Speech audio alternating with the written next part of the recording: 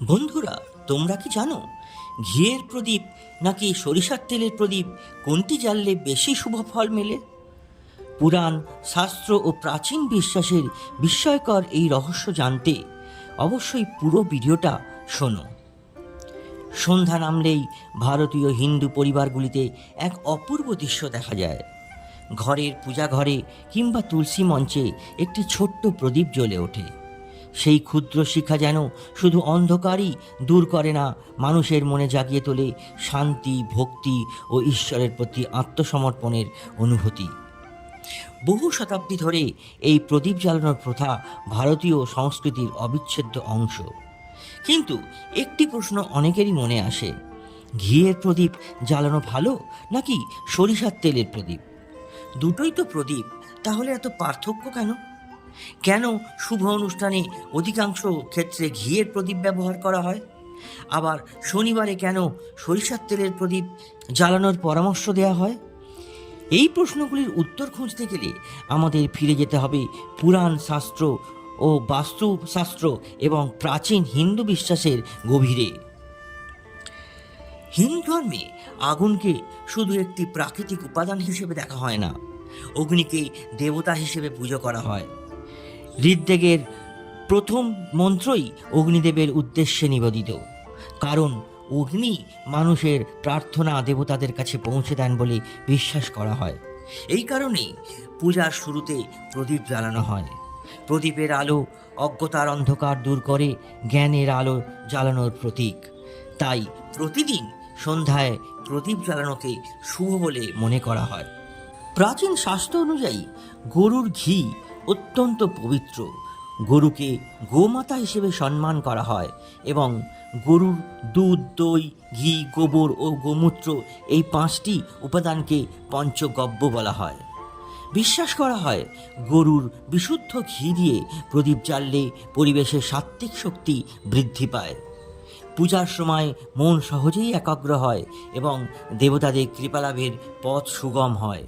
অনেক ধর্মীয় গ্রন্থে উল্লেখ রয়েছে যে ঘিয়ের প্রদীপ দেবী লক্ষ্মী, ভগবান বিষ্ণু, শ্রীকৃষ্ণ এবং মহাদেবের পুজোয় অত্যন্ত শুভ বলে বিবেচিত। প্রচলিত বিশ্বাস অনুযায়ী দেবী লক্ষ্মী পরিচ্ছন্নতা, আলো ও পবিত্রতা ভালোবাসেন। যে ঘরে প্রতিদিন সন্ধ্যায় ঘিয়ের প্রদীপ জ্বলে সেই ঘরে ইতিবাচক শক্তি প্রবাহ বৃদ্ধি পায় এবং লক্ষ্মী দেবীর কৃপা লাভ হয় বলে বিশ্বাস করা হয়। বিশেষ করে বৃহস্পতিবার, শুক্রবার, দীপাবলি, কোজাগরী, লক্ষ্মী পুজো এবং অন্যান্য শুভ তিথিতে ঘিয়ের প্রদীপ জ্বালানোর প্রথা বহু প্রাচীন। শাস্ত্রমতে ঘিয়ের প্রদীপের শিখা তুলনামূলকভাবে স্থির ও উজ্জ্বল হয়। এই স্থির শিখা মানুষের মনকে শান্ত করে এবং ধ্যান ও জপে একাগ্রতা বাড়াতে সাহায্য করে বলেই মনে করা হয়। এই কারণেই বহু আশ্রম, মঠ ও মন্দিরে ঘিয়ের প্রদীপের ব্যবহার সবথেকে বেশি দেখা যায়। এখন প্রশ্ন আসে, যদি ঘিয়ের প্রদীপ এত শুভ হয় তবে সরিষার তেলের প্রদীপ কেন জ্বালানো হয়? এর উত্তরও রয়েছে প্রাচীন বিশ্বাসে। সরিষার তেলের প্রদীপকে শক্তিশালী রক্ষা কবচ স্বরূপ এবং অশুভ শক্তি নিবারণের প্রতীক হিসেবে ধরা হয়।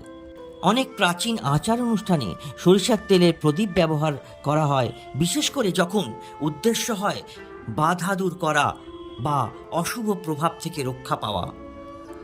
হিন্দু ধর্মে প্রচলিত বিশ্বাস অনুযায়ী শনিবার শনিদেবের দিন। এই দিনে সরিষার তেলের প্রদীপ জ্বালিয়ে শনিদেবের আরাধনা করলে জীবনের নানান বাধা, দুঃখ, কষ্ট লাঘব হতে পারে বলে বহু ভক্ত বিশ্বাস করেন। অনেকেই শনিবার সন্ধ্যায় শনি মন্দিরে অথবা অশ্বত্থ গাছের নিচে সরিষার তেলের প্রদীপ জ্বালান।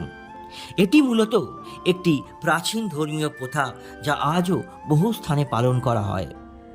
মহাদেব অত্যন্ত সহজে ভক্তের ভক্তিতে সন্তুষ্ট হন বলে শাস্ত্রে বর্ণিত আছে। তার পুজোয় ঘিয়ের প্রদীপ যেমন জ্বালানো হয়, তেমনি বহু স্থানে সরিষার তেলের প্রদীপও ব্যবহৃত হয়। অর্থাৎ এখানে মূল বিষয় প্রদীপের উপাদান নয়, ভক্তির আন্তরিকতা। অনেক অঞ্চলে কাল ভৈরব ও হনুমানজির পুজোয় সরিষার তেলের প্রদীপ ব্যবহারের প্রথা রয়েছে। প্রচলিত বিশ্বাস অনুযায়ী এটি সাহস, শক্তি, রক্ষার প্রতীক।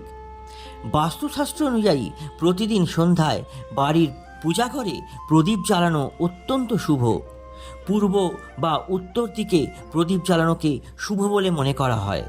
পশ্চিমমুখী প্রদীপ নির্দিষ্ট কিছু আচার অনুষ্ঠানে ব্যবহৃত হয়।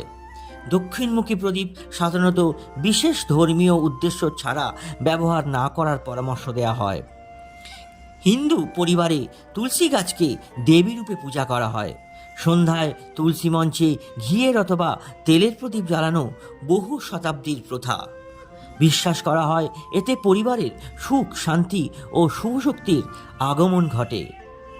দীপাবলি হল আলোর উৎসব। এই দিনে লক্ষ লক্ষ প্রদীপ জ্বালিয়ে মানুষ অন্ধকারের ওপর আলোর বিজয় উদযাপন করেন। বিশ্বাস করা হয় এই রাতে দেবী লক্ষ্মী পৃথিবী ভ্রমণ করেন এবং পরিচ্ছন্ন, আলোকিত ও ভক্তিময় গৃহে আশীর্বাদ প্রদান করেন। প্রচলিত একটি কাহিনীতে বলা হয়, এক দরিদ্র বৃদ্ধা প্রতিদিন মাত্র একটি ছোট ঘিয়ের প্রদীপ জ্বালিয়ে ভগবান বিষ্ণুর আরাধনা করতেন। তার কাছে দামি নৈবেদ্য ছিল না বড় আয়োজন, কিন্তু অটুট ছিল বিশ্বাস। একদিন গ্রামের ধনী ব্যক্তি বহু মূল্যবান উপহার নিয়ে পুজো করলেন। রাত্রে মন্দিরের সব প্রদীপ নিভে গেলেও বৃদ্ধার ছোট্ট ঘিয়ের প্রদীপটি জ্বলতে থাকে। পুরোহিত বিস্মিত হয়ে বুঝতে পারলেন, ঈশ্বর বাহ্যিক আড়ম্বর নয়, ভক্তির আলোই গ্রহণ করেন।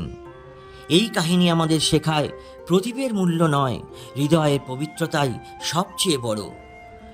প্রদীপ জ্বালানোর আগে স্থান পরিষ্কার রাখা উচিত। পরিষ্কার সুতিতে সলতে ব্যবহার করা উত্তম। পূজা শেষে হঠাৎ ফুঁ দিয়ে প্রদীপ নেভানো অনেক পরিবারে নিরুৎসাহিত করা হয়। নিরাপদ উপায়ে প্রদীপ নিভিয়ে দেওয়া হয়। সন্ধ্যার সময় প্রদীপ জ্বালিয়ে ঈশ্বরের নাম স্মরণ করা শুভ বলে মনে করা হয়। ঘিয়ের প্রদীপ শুভ ও মঙ্গল কামনাময়, আর সরিষার তেলের প্রদীপ অনেকেই শনিদেবের আরাধনা বা নির্দিষ্ট আচার অনুষ্ঠানে ব্যবহার করেন। ঘিয়ের প্রদীপ হোক কিংবা সরিষার তেলের প্রদীপ, হিন্দু ধর্মের মূল শিক্ষা কখনো বাহ্যিক উপকরণের মধ্যে সীমাবদ্ধ নয়। ভগবদ্গীতায় ভগবান শ্রীকৃষ্ণ বলেছেন যে ভক্ত নিষ্ঠা ও ভালোবাসা দিয়ে একটি পাতা, একটি ফুল এবং একটি ফল কিংবা সামান্য জলও অর্পণ করেন, তিনি তা সানন্দে গ্রহণ করেন। অর্থাৎ ঈশ্বরের কাছে সবচেয়ে মূল্যবান হল মানুষের আন্তরিকতা, পবিত্র মন এবং অটল ভক্তি। তাই আপনার সামর্থ্য অনুযায়ী প্রদীপ জ্বালান, কিন্তু মনে রাখবেন, প্রদীপের শিখার থেকেও উজ্জ্বল হওয়া উচিত আপনার বিশ্বাস, ভক্তি এবং সৎকর্মের আলো। সেই আলোই জীবনের প্রকৃত অন্ধকার দূর করে এবং মানুষকে ঈশ্বরের আরও কাছে নিয়ে যায়। ওম শান্তি, ওম শান্তি, ওম শান্তি।